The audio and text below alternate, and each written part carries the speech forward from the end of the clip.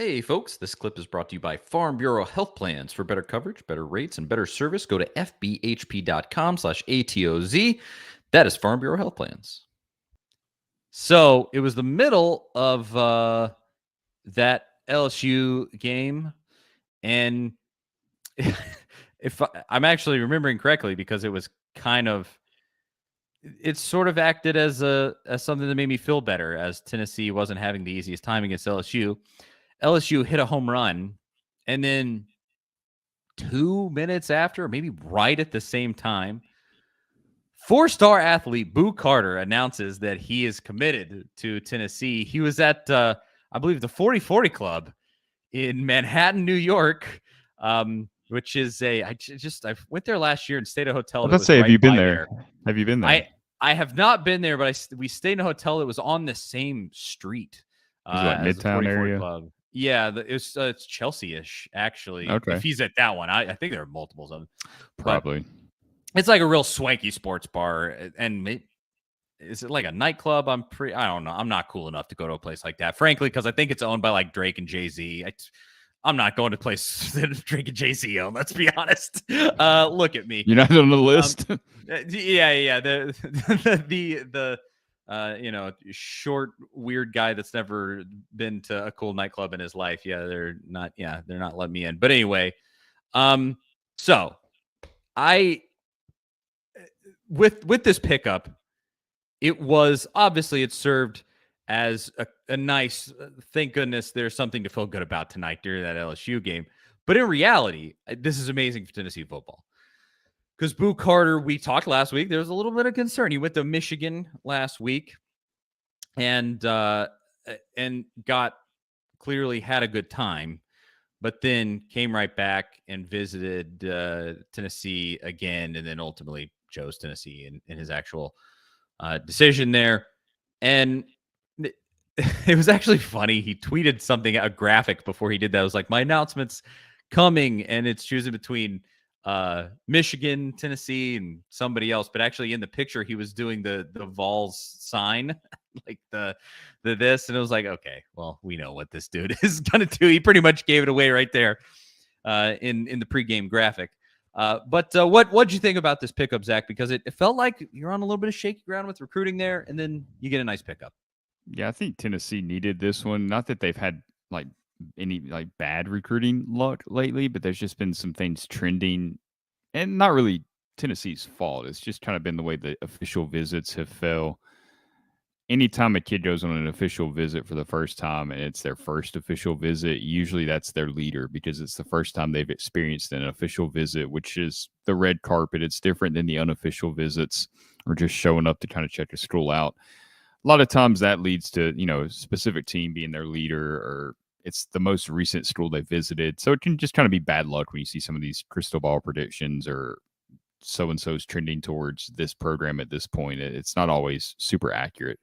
But I think Tennessee needed this commitment to kind of stave off some of those headlines and narratives. And Boo Carter was a guy that you felt like needed to end up at Tennessee, would end up at Tennessee, but then all this Michigan talk kind of popped up over the last couple of weeks. And maybe that was just Boo Carter adding some intrigue to his commitment so people wouldn't know for sure where he was going. I mean, obviously he wanted to make it a big deal.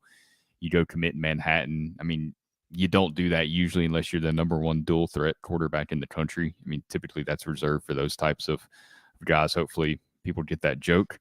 But yeah, it's a big pickup. He can play both ways. Hopefully he's going to play defensive back at Tennessee. I think Josh Heupel is going to let him do some offense as well, depending on how that shakes out and what he can pick up and how he can help the team. I think he wants to do that. He wants to be a two-way player that plays on both sides of the ball, but primarily going to be a defensive back for Tennessee. Yeah, and if that really does come to fruition, like everyone is sort of assuming, just picking up dudes on offense, or on defense, we say it every single time. I mean, that's just so massive. Just with Tennessee, the way that this defense has looked, you need the help very, very badly. So was very happy to see that. But it's really the overarching thing here was just the optics of if you had lost out on Boo Carter and just kind of the hit that your in-state pipeline potentially would have taken there. And then not only did that not happen, But now you get a kid that I think is going to be a really good advocate for your class and is really, it seems like, pretty passionate about coming to Tennessee. So that's really nice to see. I think he's going to be a big help to this team. I love it.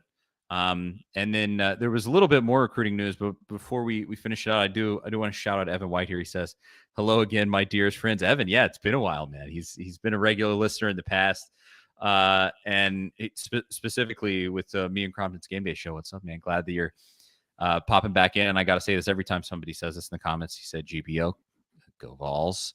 Evan, happy to have you back in the comments. But another piece of recruiting news that came down is not a commitment, but a pretty fun little tidbit here. So Kamerian Franklin was another one last week that was kind of on the list of like, he's been showing some stuff where I don't know how he's feeling about Tennessee. Is he feeling as high on Tennessee as he was before? Don't know. And then this week, he goes and he visits Tennessee and is tweeting 100 different ways about how much he loves Tennessee and how it was a great visit. And then he turns right around and cancels his visit to LSU. He was supposed to go visit LSU, and he said, nope. Farm Bureau Health Plans has been serving Tennesseans for over 75 years, and much has changed in Tennessee over the years, but some has stayed the same. Farm Bureau Health Plans has always valued personal relationships, especially when it comes to good health and good service. Plan on Farm Bureau Health Plans for health, dental, and vision. For better coverage, better rates, and better service, go to fbhp.com/ATOZ or walk into one of their 200 plus locations across the state of Tennessee. That is fbhp.com/ATOZ. Farm Bureau Health Plans.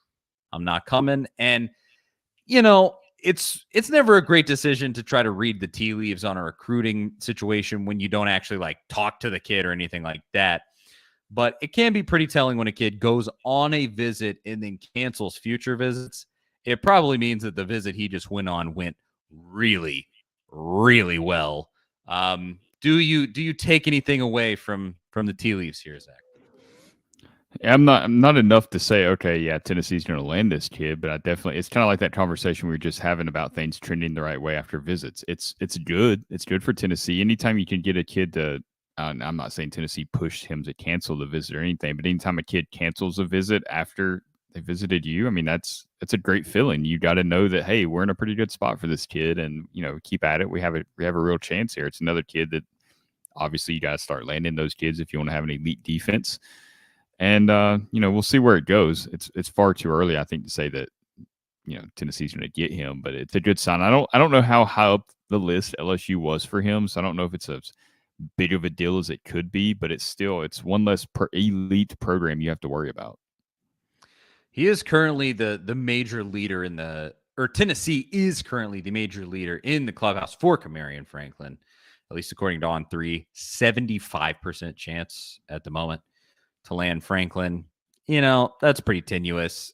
Don't put too much stock in it, but it would be pretty great because you also look at the aggregate rankings here on On3. 4-star player according to On3, 5-star in 247, 5-star on Rivals, 4-star on ESPN, whatever actual weight you give to ESPN recruiting at this point. I wouldn't give it much, but no, I'm surprised it's still a thing.